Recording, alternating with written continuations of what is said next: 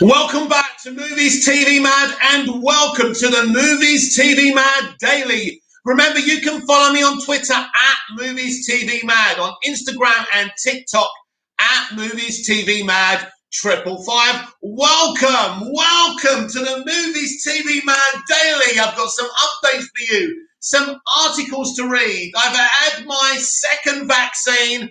I'm fully vaxxed. That's why I'm running late today. I'm not sure about a pre-recorded video today. We'll see where we go. Right, let's start. Why has my phone gone off? Right, Michael Keaton's Bruce Wayne car revealed in Flash movie set photo. Michael Keaton's Bruce Wayne car is revealed in the Flash movie set photo showing the character owns a Vision Mercedes Maybach 6 Cabriolet by Molly Freeman of Screen Rant.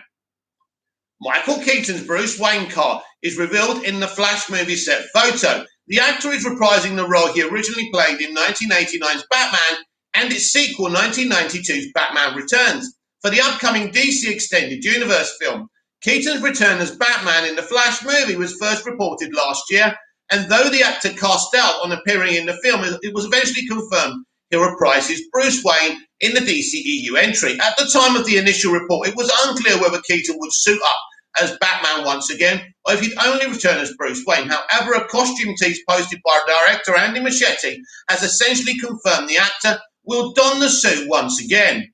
Since the Flash movie has started filming, there have been a few unofficial sneak peeks from the set, including a first look at Sasha Calle's Supergirl costume, as well as Ezra Miller's return as Barry Allen, aka The Flash, and Kiersey Clemons as Iris West. In addition to the new and returning DCEU stars, Keaton's Bruce Wayne was also spotted on the Flash movie set, though he wasn't in the iconic Batman suit. Now, new Flash movie set photos reveal another aspect of Keaton's character return. On Twitter, user Visual Dessous posted photos from the Flash movie of a car that belongs to Bruce Wayne. The car is a Vision Mercedes Maybach 6 Cabriolet concept car, so it's not available to the public. Check out the set photos in the tweet below. So this is it. You can see different pictures there, right? So I think it's the silver one on the, if you look at the top bit there, it's pretty awesome. It's pretty flash. It's very interesting that this is not actually a car that's actually available for the public to buy as well. Elizabeth Molino, hi Big Mouth. It's Movies TV Mad now, Elizabeth. How's it going? Great to have you on the chat. And then there's a better pictures. There's a better few pictures here as well. It looks an awesome car, that's for sure. I'm not really a car man, so I can't tell you much about it. Not that anyone knows much about it. Anyway, although the car isn't a Batmobile, it's certainly kind of exclusive luxury vehicle that Bruce Wayne will be seen driving. It's unclear how much the car will be seen in the movie and may only appear for a short scene. It's only been photographed near where the Flash was filming the scene with Miller, Clemons, Calais and Keaton, but production is still ongoing. As such, there may be more opportunity to not only see this particular car in action, but other aspects of Keaton's character return. Joel Davies, hello, Mr. Big Mouth. It's Movies TV Mad now, Joel. Great to have you on the chat. Perhaps the most anticipated look is Keaton back in costume as Batman, but a close second may be any indication of whether he'll be driving his Batmobile once again. He will. So far, set photos from the Flash have only shown Keaton in a costume as Bruce Wayne, not as his superhero alter ego. So it remains unclear if his Batmobile will return. You know damn well it will, because there's been pictures of that Batmobile. Since story details are being kept under wraps, it's not confirmed how Keaton's Batman fits into the plot aside from teaming up with Miller's Flash. But the fans would no doubt appreciate seeing the actor get behind the wheel of the Batmobile again. If not, though, at least Keaton's Bruce Wayne will be driving in style with the car scene on the Flash movie set. These journalists don't really know much, do they? He will be in the Batman costume and he will be in his Batmobile, I can assure you of that. So that's awesome.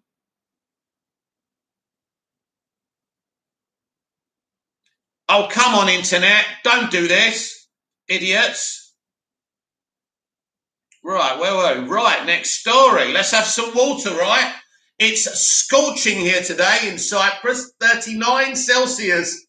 Yeah. Yes. Jeff Hill. Hi. Hi, Jeff. This is Movies TV Mad. This is the Movies TV Mad Daily Live. We continue with your DC updates. John, hi there. How are you today? Awesome. Jeff Hill, Chris McKay Nightwing is not happening. Right.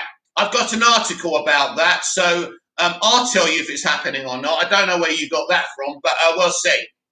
J.J. Abrams developing a Madame X DC show for HBO Max. J.J. Abrams, Angela Robinson are in early development on the Madame X show for HBO Max, which could be a part of the Justice League Dark Universe by Cooper Hood of Screen Rant. J.J. Abrams is developing a new DC show for HBO Max centered around Madame X. When Warner Brothers announced plans to launch its own streaming service, it didn't take long for the possibility of DC projects heading to the streamer to become a reality. The studio is in various stages of development on a Green Lantern anthology series, the Batman prequel with Matt Reeves, and Peacemaker series from James Gunn that connects to the Suicide Squad. HBO Max will also be the home to Harley Quinn, should I say? Oh, Harley Quinn, the animated series, yeah, Titans and other shows that were originally meant for DC Universe. Included in the list of DC projects in development for HBO Max are a few tied to the Justice League Dark team and concept. J.J. Abrams is working with DC and HBO Max to create a Justice League Dark universe. This will include a Constantine show and reportedly a Zatanna solo movie. The plan is for various Justice League Dark characters to eventually cross over in a Justice League Dark project. Now, we know of another character Abrams seemingly wants to include in this universe. It looks like he'll do the characters first, then do the Justice League Dark show or movie. That's interesting. According to a report from THR, J.J. Abrams and his Bad Robot production company are developing a new HBO Max original show based on the DC character Madame X. Abrams is working with Angela Robinson on the series, and she will reportedly write and produce the scripted drama series. The Madame X series comes as Robinson has signed an overall deal with Warner Brothers TV. The show is said to be in the early stages of development, but is expected to tie to Abrams' larger Justice League Dark plans. Very interesting. Elizabeth Molina, you could boil an egg with that temperature. You certainly could. Probably not hygienic, but you could definitely do that. Where are my likes, everyone? Madame X, also known as Madame Xanadu of Nimue in Voodoo, is a powerful and immortal sorceress from the page of DC Comics. David Michelin and Val Merrick created the character in 1978 when she appeared in Doorway to Nightmare 1. She frequently consults with other DC characters about supernatural problems and offers her best advice on the situation. Madame X has worked with the Suicide Squad, John Constantine, the Spectre, and Mary Marvel in the past. She's also been the lover of Jason Blood, aka Etrigan, and the Demon. She was previously played by Gerald Prescott in Swamp Thing Season 1. Even though Madame X is the early stages of development, DC fans should still be excited to see the character selected as the star of an upcoming HBO Max show. Madame X is a relatively unknown character to mainstream audiences, which should give the HBO Max series plenty of room to adjust parts of her story if necessary. Meanwhile, her connections to the Justice League Dark could allow Abrams and Robinson to include a few characters from other related projects in an effort to build connective tissue early on. Since there is no timetable for Madame X, fans will have to wait for more news on the project to learn more. So that is very, very, very interesting. Very interesting. So it looks like what JJ's doing here. He's doing what Feige did with the MCU. What he's doing, he's going to do in character by character by character, then probably do his Justice League Dark series or movie. I think this is absolutely the right way to go. So I'm excited for Abrams' Justice League Dark universe. Elizabeth Molino, I'm just glad we're getting DC movies filming again because I'm hyped for the Batman and the Flash films. The Flash movie, the Batman, Aquaman, can't wait for the Search for the Lost Kingdom, Black Adam, Shazam, Fury of the Gods. There's 5 movies in development for theatrical release. And then we've got Peacemaker, we've got Gotham PD, we've got the Green Lantern Core series as well. So it's very exciting, Elizabeth. And I think this multiverse strategy is pretty cool. Now, obviously, Warner Brothers Pictures is quickly trying to greenlight as many things as possible before Discovery take over. So hopefully these things can be kind of successful. So Discovery don't put a kibosh on what they're doing. And I think they're the tactics that are going on right now. So Jeff Hill was talking about Chris McKay and Nightwing is not happening. Well, let's see what Screen Rant has to say about that. By Nicholas Graff, Nightwing movie director reveals Batman's role in DC movie. In a new interview, DCEU Nightwing director Chris McKay discusses Batman's influence and a potential role in the still in development DC movie. The still in development. That sounds like it's happening, Jeff. I'd love to know where you people get your information from. The director of DC's Nightwing spoke recently about the role Batman will play in the movie. Despite many rumours that the film might not be happening, it appears that a lot of thought is still going into how a Nightwing movie would work in relation to the rest of the Bat family. For fans, it just would not feel like a Nightwing story without at least some reference or mention of his extended network of allies. Jeff Hill, it's a pipe dream, buddy. No, it's not. It's going to happen. It's going to happen. Jeff Hill, McKay has been talking about Nightwing for a million years and it still hasn't happened. Weren't they talking about a Flash movie for quite a few years, Jeff? I think your glass is half empty instead of half full. I think it's going to happen. I'm normally right, and when I'm right, I'll take your receipt. You will do an ice bucket challenge when it's proven that you're wrong. Right. Nightwing is the alter ego of Dick Grayson, the first Robin that Batman took under his wing, though the name has been used by other heroes in DC canon. To most fans, the name Nightwing will always refer to the persona Grayson took on after leaving the role of Robin and striking out on his own.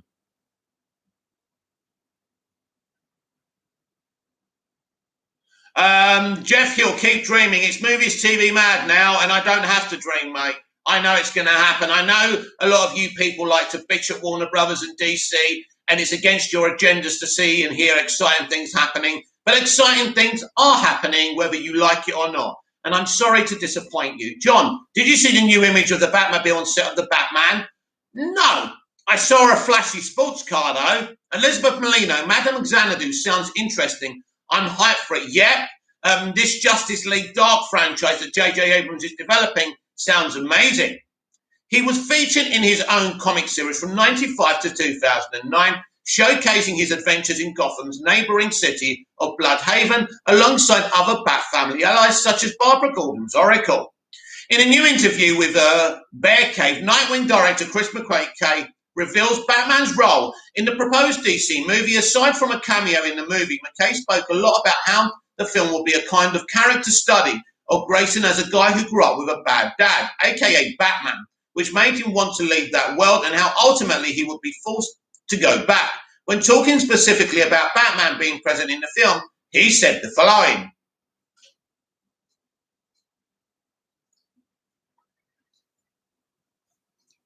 It was like you were picking up a Nightwing comic. You're not guaranteed Batman was going to show up, but he could show up and other people could show up. But again, you're dealing with Nightwing, and that's what I like about it. I like the idea of we don't necessarily connect to certain things. We can just have it be a story that takes place in Bloodhaven, or with Dick Grayson and his world, how he became Nightwing and why he became Nightwing. There was a lot of stuff I liked about the approach. Jeff Hill, I've got nothing against WB. You know I'm all for them. If anything, I'm against McKay. I think he's a jobless hack who keeps talking about a project he'll never make. Why is he a hack, Jeff? What evidence have you got that he's a hack, right? I don't get it. I don't get it. If you're going to call someone a hack, at least, back it up. Jeff Hill, I'm not saying there will never be a Nightwing movie, but if it happens, it won't be McKay. You don't want it to be McKay. Just because it's not going to be, just because you don't want it to be McKay, doesn't mean it's not going to be McKay. You don't hold the power. WB do. And if they have faith in McKay, it will happen. I don't know nothing about him, by the way.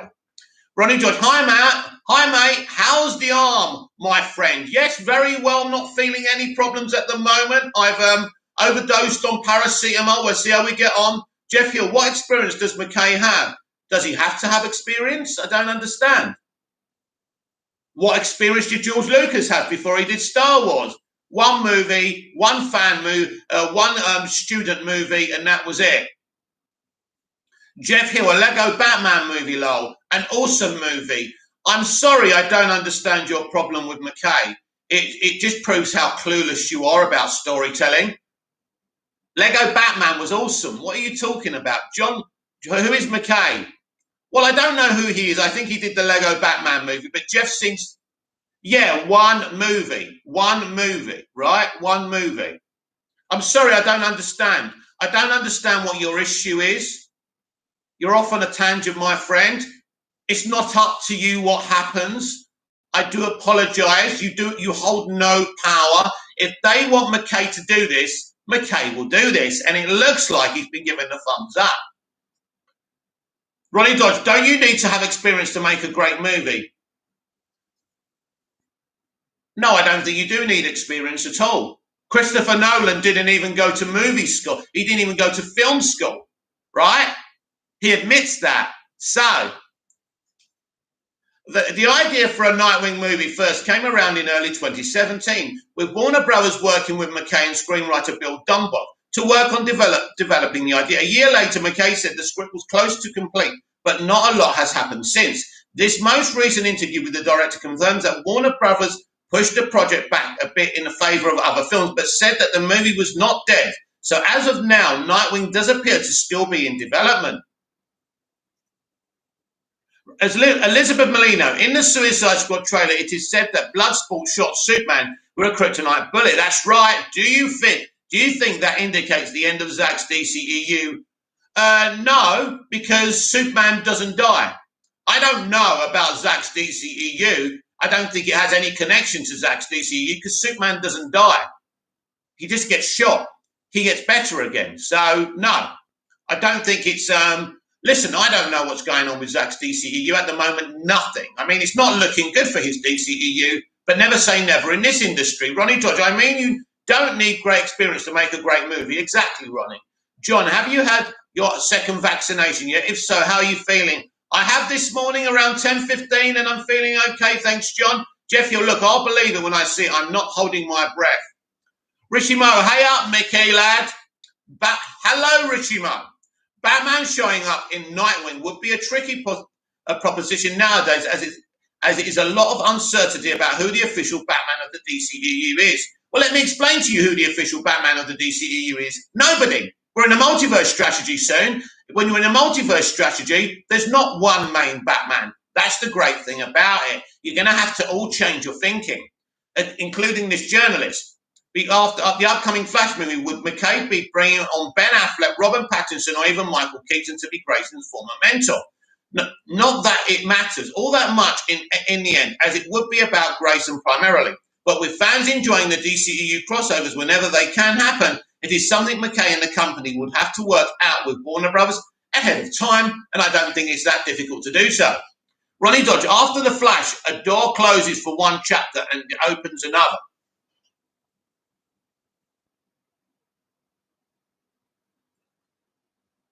And our old friend Patty Jenkins has found a writer for Rogue Squadron. So it looks like Lucasfilm are not going to allow her to write the film. I'm not surprised. They're kind of stuck with her now, but we'll see how that ends up. A disaster. Patty Jenkins, Rogue Squadron, Star Wars movie lands writer. Patty Jenkins' upcoming Star Wars movie titled Rogue Squadron finally has a writer, with Love and Monsters Matthew Robinson writing the script by Cooper Hood of Screen Rant. The writer behind Patty Jenkins' upcoming Star Wars movie Rogue Squadron has finally been revealed. When Walt Disney Studios acquired Lucasfilm back in 2012, the plan was for a new Star Wars movie to arrive every year after Star Wars The Force Awakens arrived in 2015. This included standalone stories in the galaxy far, far away, which resulted in the creation of a Rogue One, a Star Wars story, and Solo, a Star Wars story. However, the underperformance of the latter and growing division in the fandom over the sequel trilogy led to Lucasfilm to reconsider their movie plans.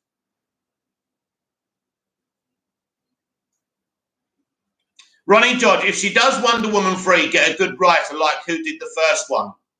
Yeah, I think if she does do it, but I mean, I'd rather she didn't.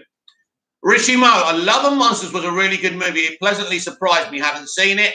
As happy as many were with The Mandalorian, Lucasfilm finally unveiled plans for their next movie during 2020 in a surprise announcement during Disney's Investor Day 2020 in December. Kathleen Kennedy confirmed that Wonder Woman director Patty Jenkins will helm the next Star Wars movie. The film is called Rogue Squadron and received a December 2023 release date. It will focus on a group of pilots, with Jenkins drawn to the story on her dad's history as a pilot.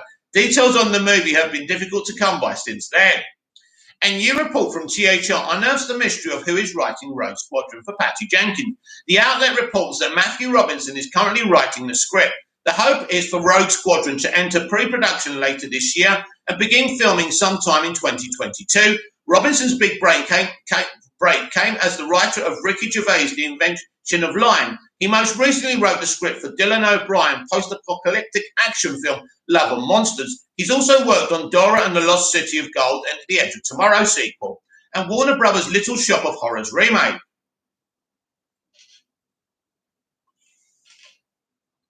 Ronnie Dodge, Mick, I've noticed you're very anti-Patty. No, really? At the moment, when Wonder Woman 84 film maybe not be the best, a lovely lady, I'm not defending Wonder Woman 84 before you start hating on me. I'm not going to start hating on you, Ronnie. This is business, mate. This is whether I like a film or not, or I like a direction a film goes in. It's not about being anti-Patty Jenkins or hating Patty Jenkins. I'm a bit more intelligent and adult about these things. At the end of the day, Wonder Woman 84 is the total opposite of the classic the first film is. I don't care if she's a nice lady. This is not a charity. It's the same with Zack Snyder and the stuff you say. It's kind of, you're contradicting yourself a bit with what you say about Zack. But the point being is, she did a piss poor job on Wonder Woman 84. She wasted everybody's time. She was bitching about what Zack did with the first movie. She bitched about Warner Brothers in the first movie. And then she made a total pig's ear. How dare she complain about the plans for Wonder Woman 1? How dare she complain about the sword and the shield? And then she creates that. So I want her nowhere near a Wonder Woman film. I agree, she seems like a lovely lady, but this is not a charity. These are my DC characters. This is my passion. This is the thing I think about when I wake up in the morning, and I don't want her making another mistake. I don't want her doing it again. I don't want her doing another Wonder Woman. I don't believe she directed or wrote the first one. I think that's Zack's movie and Alan Heinberg's movie. It was a classic, one of the best CBMs in the world. And Wonder Woman 84 was an unprecedented mess, and they're still begging people to buy it on the internet as well. So it's not about hating or being anti-Patty. She did a bad job. She's proven she's not capable of making a good superhero movie, right?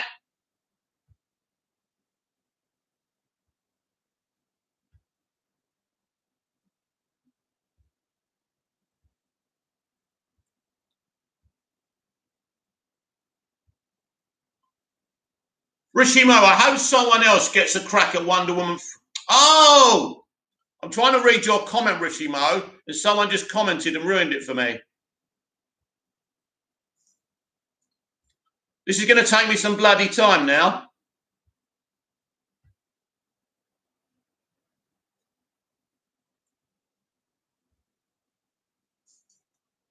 Richie, I can't read. I'm afraid I can't read your comment. How do I do it?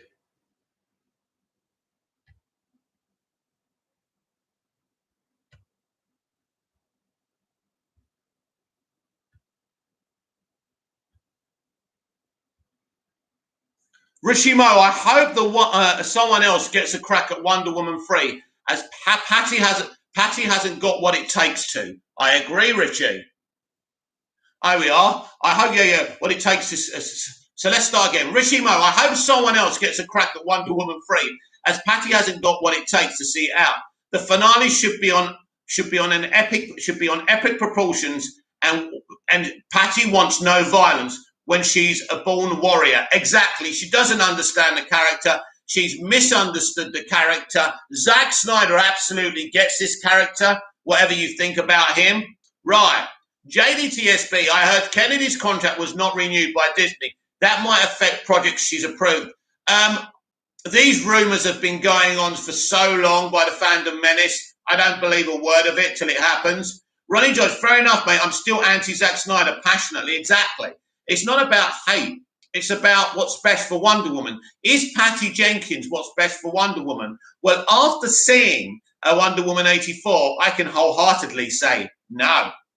Jenkins confirmed shortly after the initial Rogue Squadron announcement that the movie already had a writer. She teased that the fans would soon learn who was writing the script, but it took 6 months. This is interesting because she said the person writing the script 6 months ago was someone exciting, and we all thought it was George Lucas. And now it's just some boring guy who did Love and Monsters.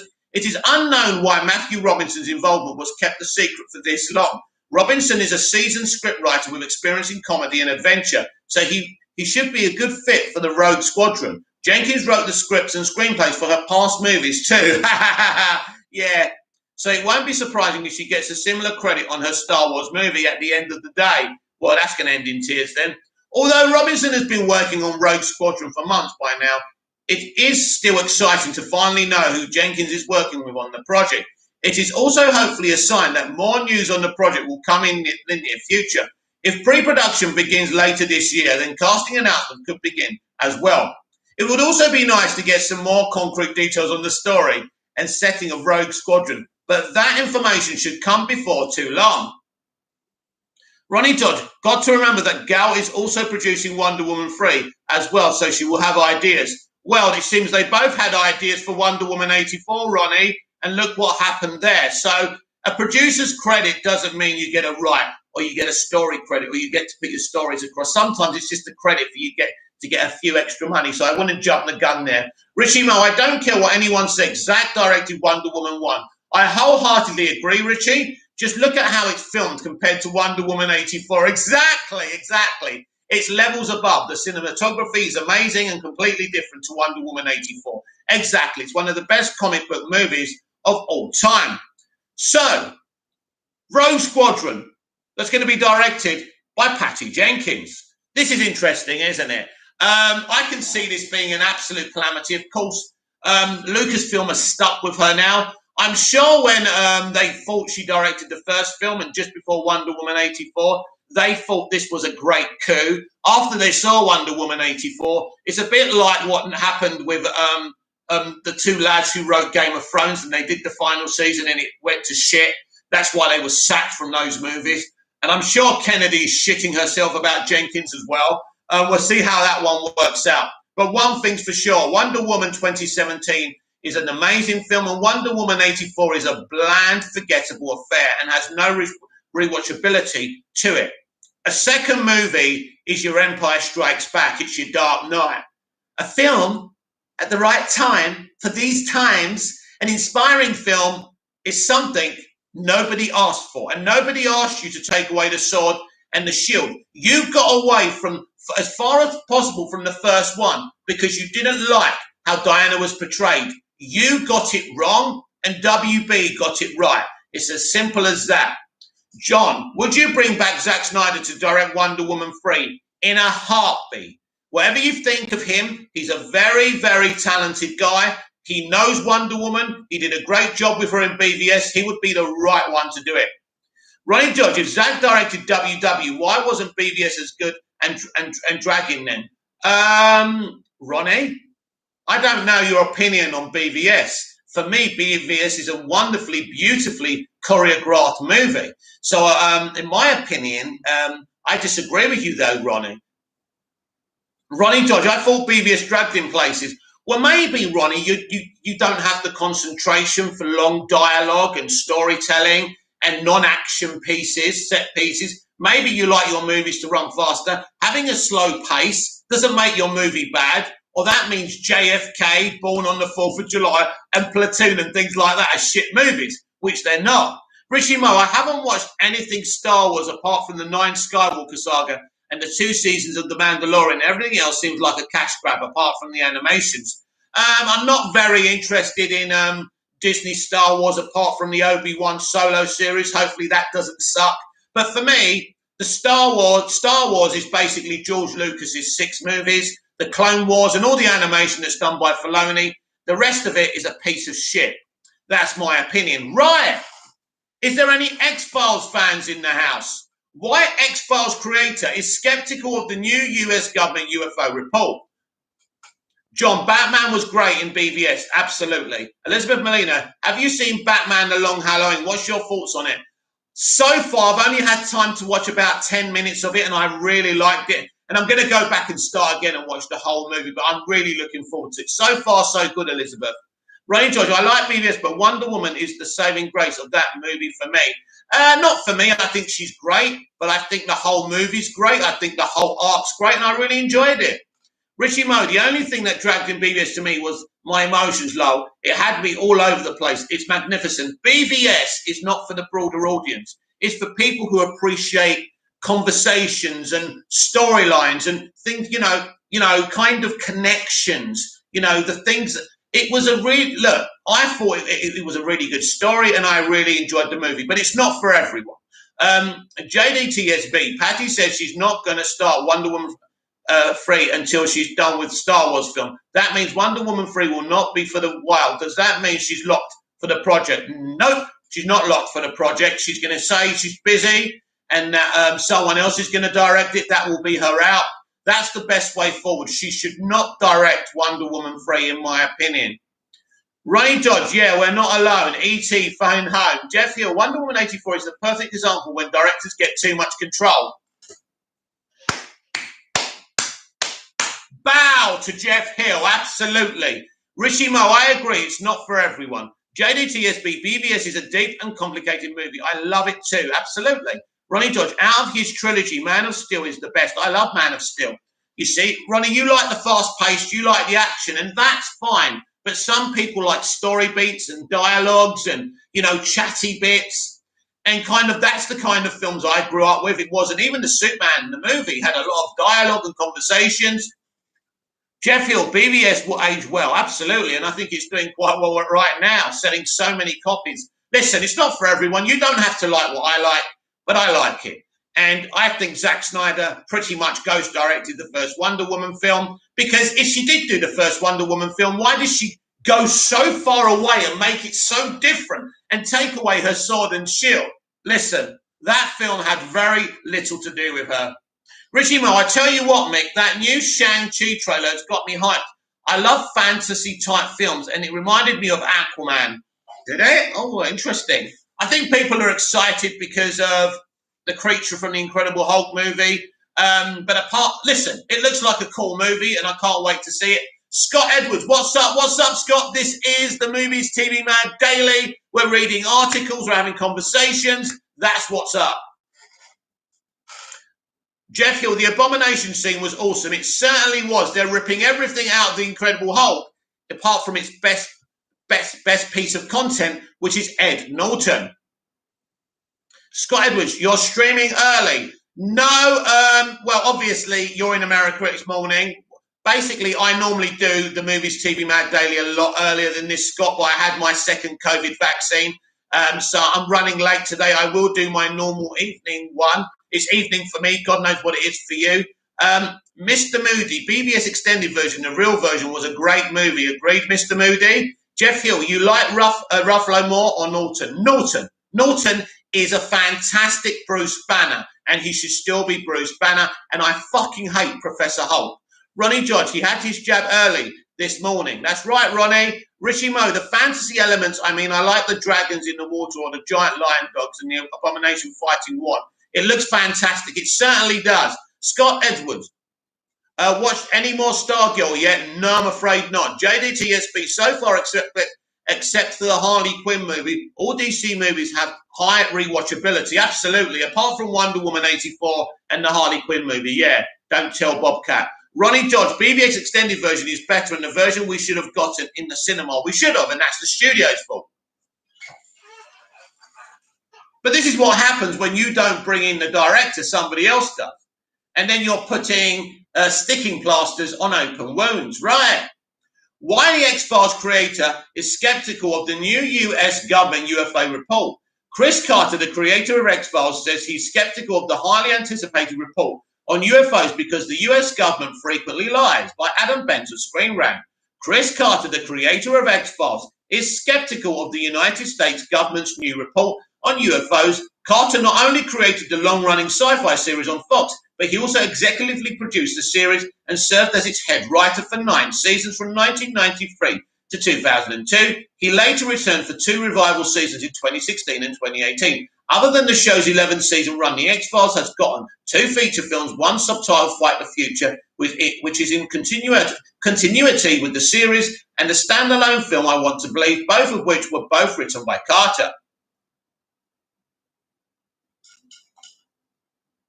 Richie Mo, Ruffalo looks a bit like Bixby, does he? But Norton is the best by far, especially his Hulk. Professor Hulk is terrible. The Russos did this character wrong. They certainly did. And they're doubling down on it as well, unfortunately. The X-Files follows, I know why they're doing it, so they can make, basically, what's she called? She-Hulk. Basically give her more attention while he's this beta male who's Professor Hulk. Gee whiz, I can make people laugh. And I'm She-Hulk, and I'm tough. Do you know what I mean? Jeff Hill, the Hulk went to shit after Avengers 1. Basically, yes, you're spot on, Jeff.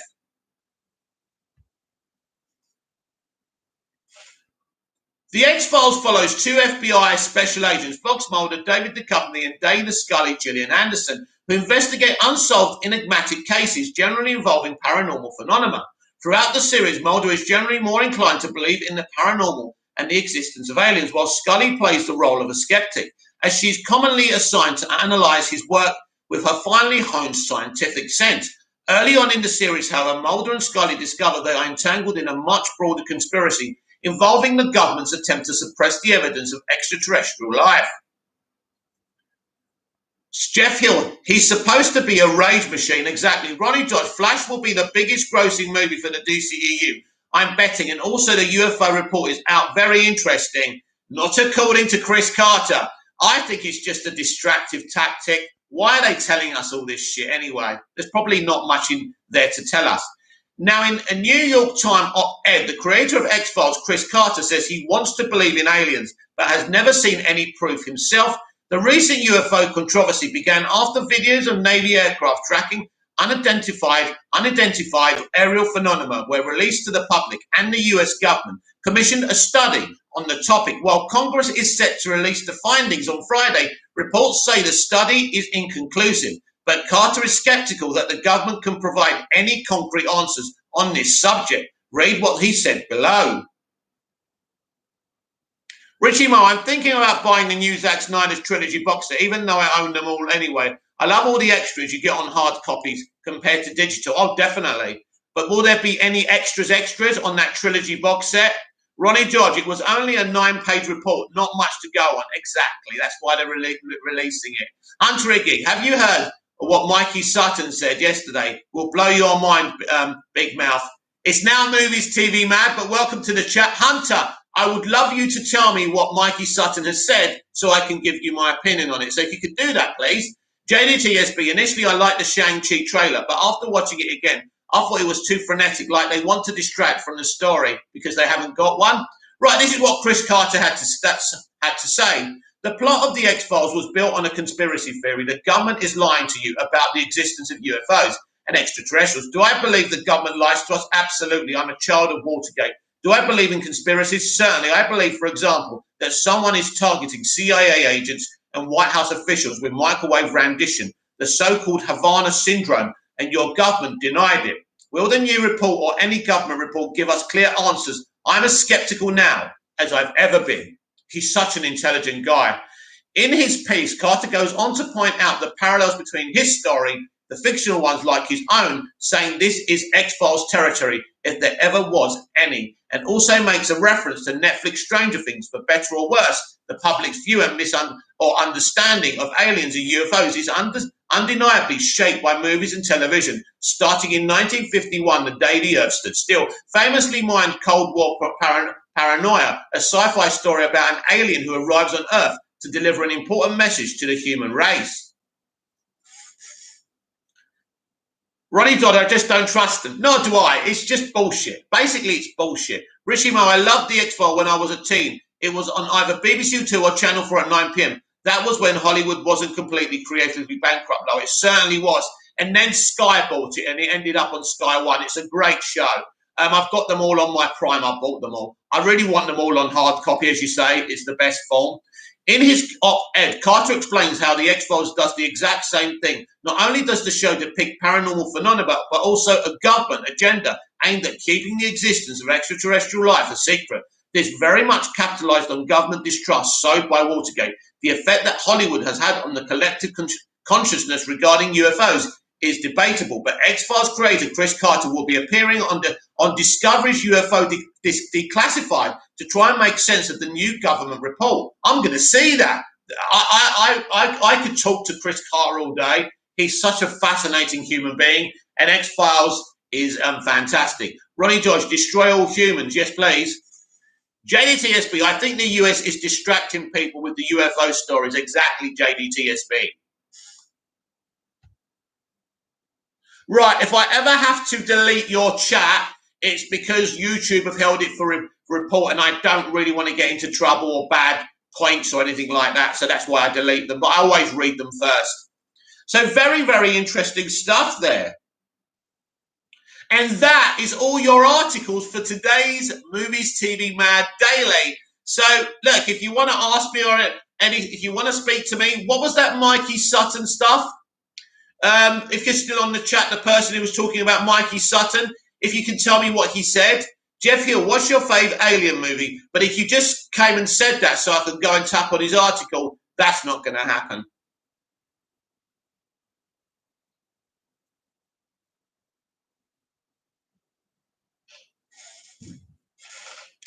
Ronnie Dodge, I want an Independence Day situation with aliens had enough of humans. Yeah. Today is our Independence Day. I'm a good-looking president. How convenient.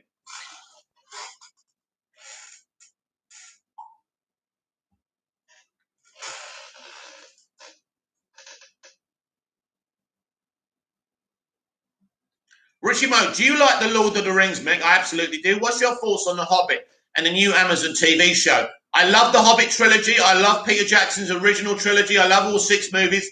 And I'm very excited we are getting a Lord of the Rings Amazon TV show. But we are in 2021, and who knows what shit they're going to do. We're just going to have to wait and see there, Richie. But I love the Lord of the Rings movies and The Hobbit.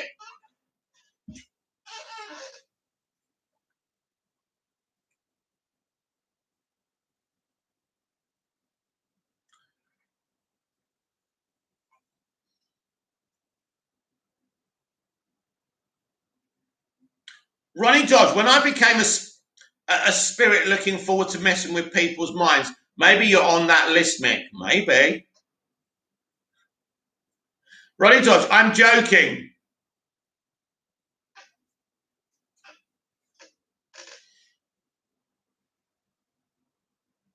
John, do you like the Predator movies? The first one's okay, the rest are shit.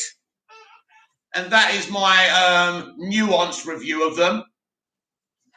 Richie Mo, are you an extended edition person or theatrical person? Personally, I'm an extended person, the more the better. I don't mind an extended edition if the extended edition's interesting and it's got some clips and it's cut basically like the Snyder Cut. That's totally a different film. But yeah, sometimes they're just trying to take your money, aren't they? Hunter again, Mikey Sutton said that when he takes control of Discovery, WB will contact Ray Fisher to fix his relationship with WB. And he said his Zack Snyder Justice League get more love than Whedon's verse.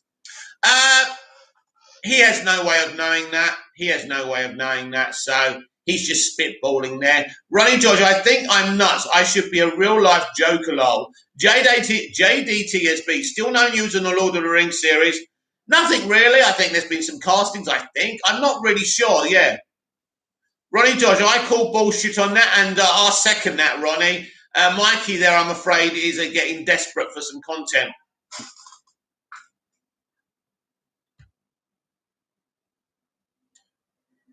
Everyone can say, oh, when Zaslav and Discovery come in, this is going to change and that's going to change. We're going to have to wait and see.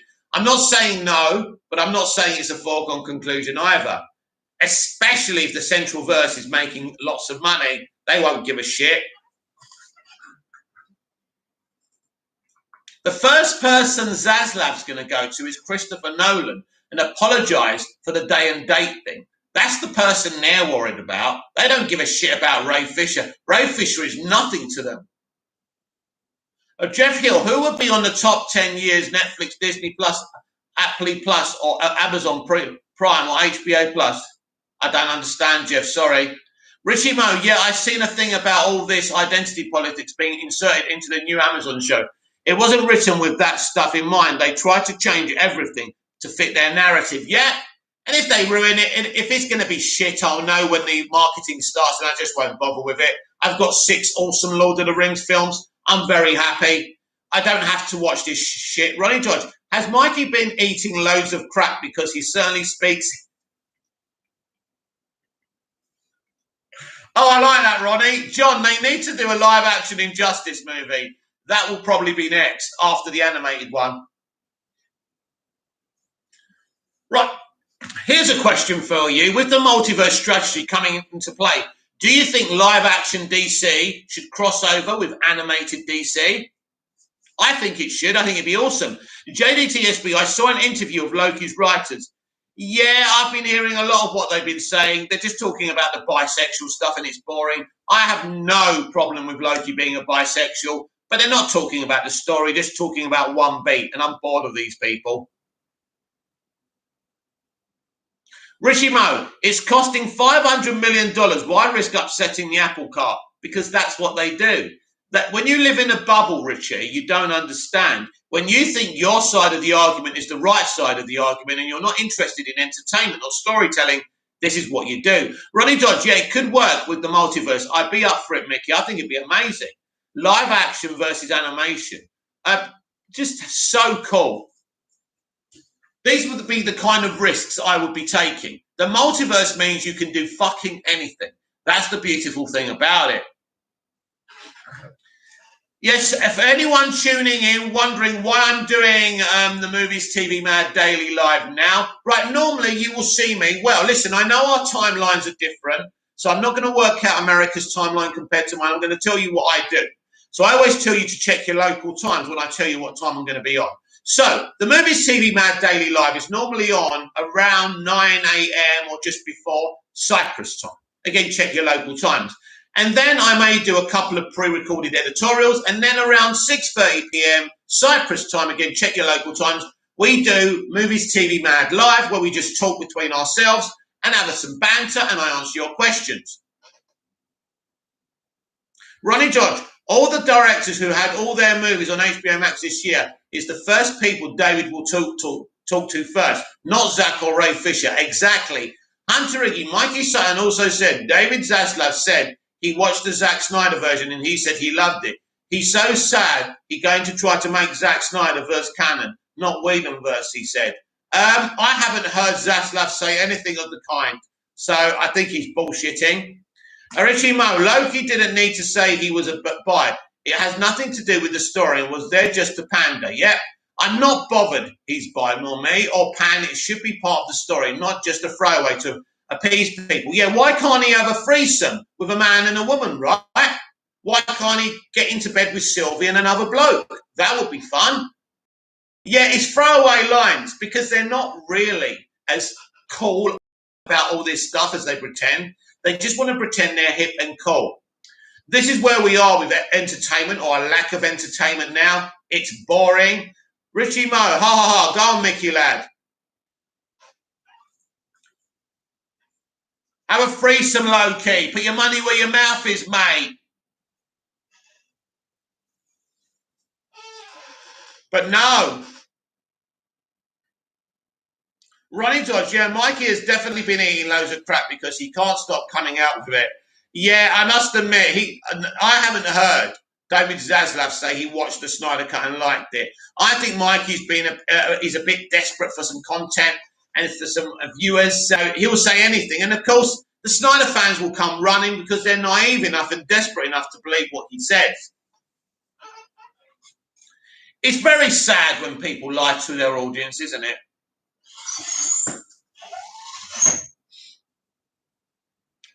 Oh, right, I might be guilty of the odd clickbait title, but Jesus Christ, not on that fucking level. Rishi Mo, he could make vibrators appear instead of daggers. I know, yeah, that'd be fun, wouldn't it? It's just, we live in a crazy time, don't we? It's as simple as that.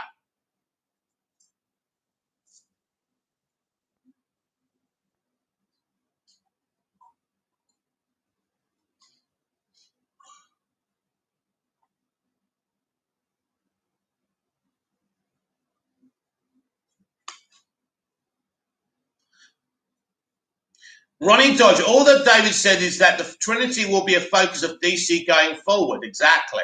Richie Mo, it's all gone to pot, Mick. The industry has gone to pot because when you let politicians, all left politicians, take over the narrative, then entertainment gets thrown out the window. And basically, people like me say, do you know what? I'm not upset. I'm not angry. I'm just not going to watch your shit. Ronnie Dodge, David will leave DC alone as long as the multiverse is successful, which it will be. Richie May, what's your top 3 trilogy of all time? My top 3 trilogies of all time? Well, it's got to be the Star Wars original trilogy. It's going to be then the Lord of the Rings trilogy. I'm not saying these in order because I could never put them on top. So there's that.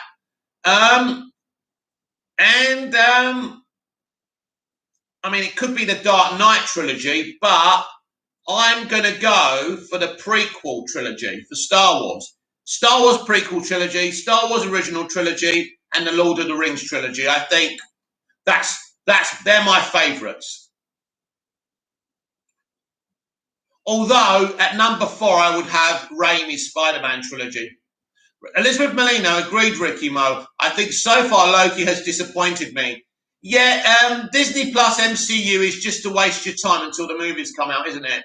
John, what is the next Disney series after Loki? I'm not sure. Is it Miss Marvel? Or is it She-Hulk? Ronnie Dodge, have you seen the news about Matt Hancock? Someone has been naughty, lol. Oh yeah, that came out yesterday, but he's going to get away with it. It's just hilarious, isn't it?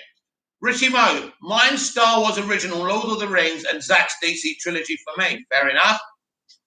Yeah, that's a great trilogy, actually.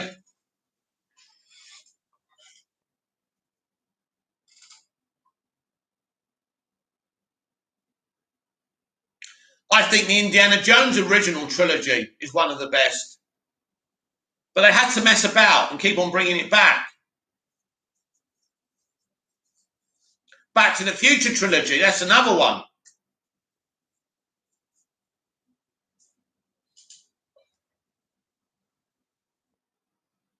Ugh.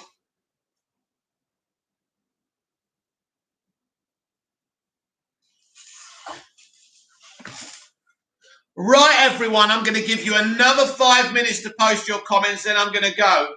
It's been a brilliant edition of the Movies TV Mad Daily. I'm glad I did it late or not. I wouldn't feel right not doing an edition of this and doing what I normally do on this channel. So I've updated my Instagram, my TikTok, my Twitter. So this had to be done as well. Rishi Mo, hey Elizabeth, it's been okay, better than Falcon and the Winter Soldier. And this episode looked fantastic. Just the story and the dialogue wasn't very good. Then surely it's not a very good episode. Ronnie George, no other female-led superhero movie has come close to the first Wonder Woman. Exactly. They haven't. That's true. I mean, there's not many of them to compare it to, but you're right.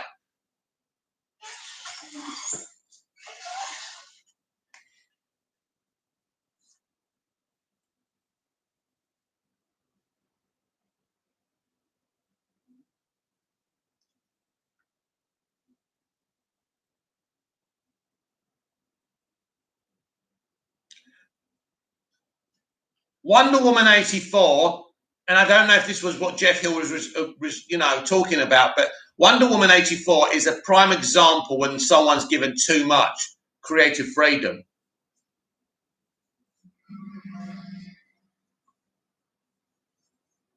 I mean, there's plot hole after plot hole. It's ridiculous. Ronnie Dodge, I would love Barry to be in Wonder Woman 3. interesting. I'm not sure if he will be, by the way.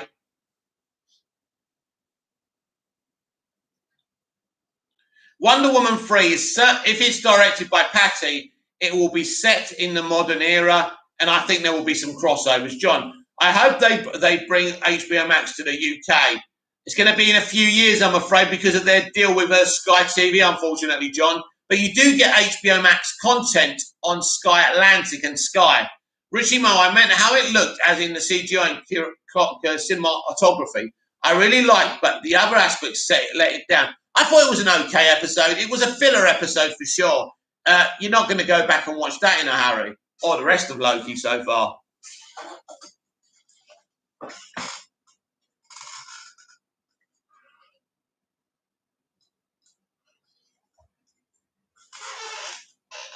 Richie Mo, I can't wait for the Justice League Dark content. Didn't something get announced? It did.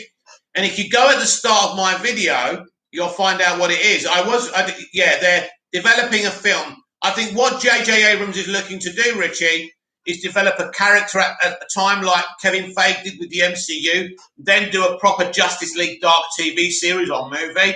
So it looks like he's going at this the right way. Very exciting.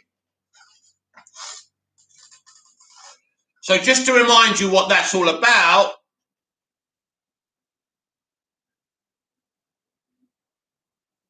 J.J. Abrams and Angela Robinson are in early development on a Madame X show for HBO Max, which could be part of the Justice League Dark universe. So you need to check that out either in an article or on the start of my video, mate.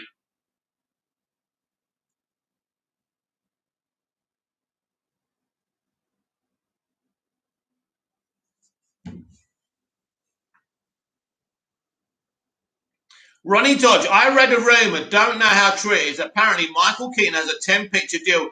Can't remember where I saw it. Isn't he 70? Is he even going to live long enough to be in that 10-picture deal? Interesting, though. Very interesting, Ronnie. We'll see what happens there then, won't we?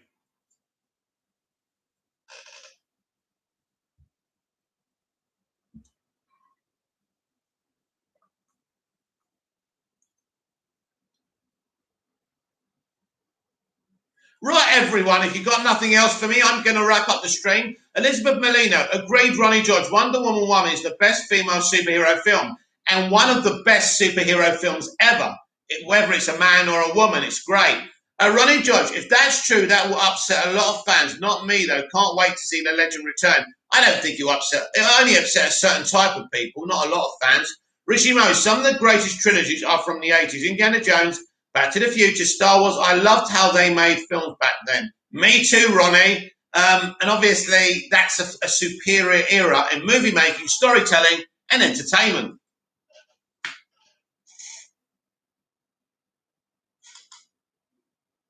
Ronnie Dodge, No Man's Land is still the best CBN moment. It's certainly one of them. It's a very great moment. Wonderfully directed by Zack Snyder. Richie Mo, I hope Raimi is allowed to go all out with Doctor Strange. Apparently he is. Bloody fly, go away. These little flies are scum. Ronnie Dodge and Superman first flying scene from MOS. That's pretty cool as well. There's lots of great CBN DC moments, to be fair.